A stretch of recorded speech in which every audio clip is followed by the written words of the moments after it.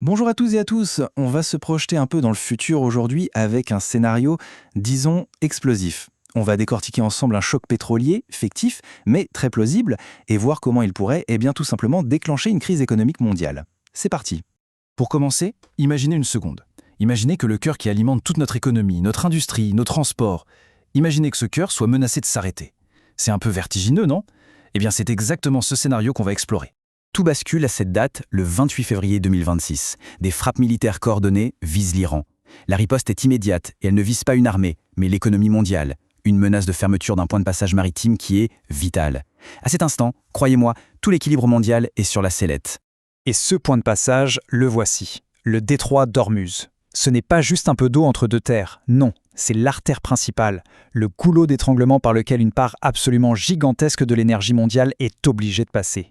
Il n'y a pas de plan B. Et pour bien saisir l'enjeu, il y a ce chiffre. 20%. 20% de tout le pétrole consommé sur la planète passe par là. On parle de 21 millions de barils chaque jour. Alors vous imaginez bien que le bloquer, ne serait-ce que pour quelques heures, c'est comme provoquer un séisme économique mondial. Évidemment, ce ne serait pas la première fois. On a déjà connu ça, en 1973 avec l'embargo de l'OPEP ou en 1991 avec la guerre du Golfe. Les chocs pétroliers ont à chaque fois entraîné des récessions massives. Ce qui rend le scénario de 2026 particulièrement dangereux, c'est qu'il arriverait à un moment où les stocks stratégiques sont déjà très bas. Le cocktail est, disons-le, explosif. Ok, maintenant on va voir les conséquences très concrètes, parce qu'une crise géopolitique qui se passe à des milliers de kilomètres, elle finit toujours par frapper directement au portefeuille. Sur les marchés, la réaction est instantanée, c'est la panique. Le prix du baril, qui était plutôt stable aux alentours de 80 $, s'envole quasi immédiatement à 100 $. Mais regardez bien la projection, c'est ça qui fait peur. Les analystes craignent un pic à plus de 150 $ si le blocus dure. Et 150 $ le baril, concrètement, ça donne quoi?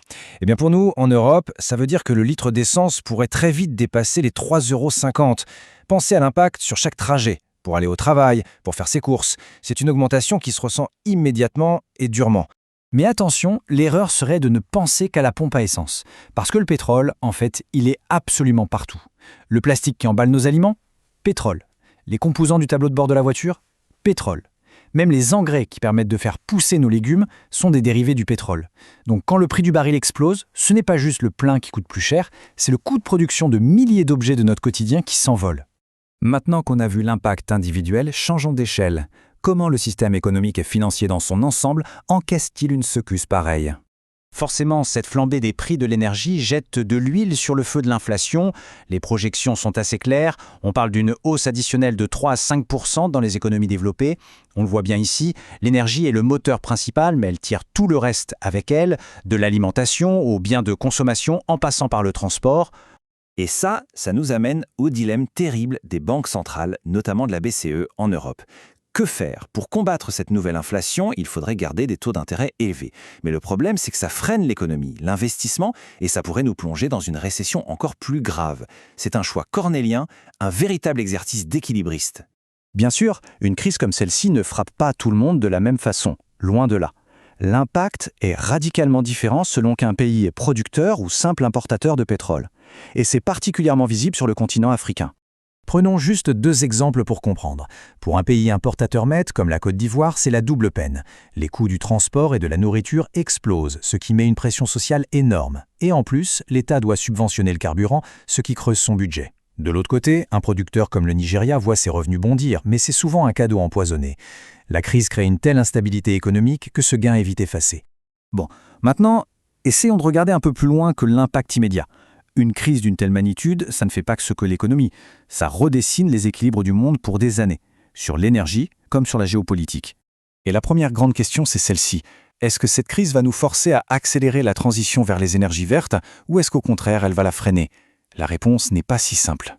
C'est ça, le grand paradoxe. D'un côté, la crise nous met le nez sur notre dépendance folle aux énergies fossiles et rend les renouvelables bien plus attractifs. Logique. Mais de l'autre, à très court terme, avec un baril à 150 $, il devient incroyablement rentable d'aller chercher du nouveau pétrole. Ce qui pourrait, au final, nous enfermer encore plus longtemps dans le système qu'on cherche à quitter. Et enfin, il y a la géopolitique. Une telle crise, c'est une redistribution des cartes du pouvoir mondial. On pourrait voir la Chine, qui a un appétit énorme en énergie, jouer un rôle de médiateur de plus en plus grand au Moyen-Orient pour sécuriser ses sources. En parallèle, les tensions déjà vives entre les autres grandes puissances risquent, elles, de s'aggraver encore. En fin de compte, l'histoire nous le montre. Chaque grand choc pétrolier a redessiné l'ordre mondial économique comme politique. Celui de 2026, s'il devait arriver, ne ferait pas exception. La vraie question, celle qui reste ouverte, c'est de savoir à quoi ressemblerait le monde d'après.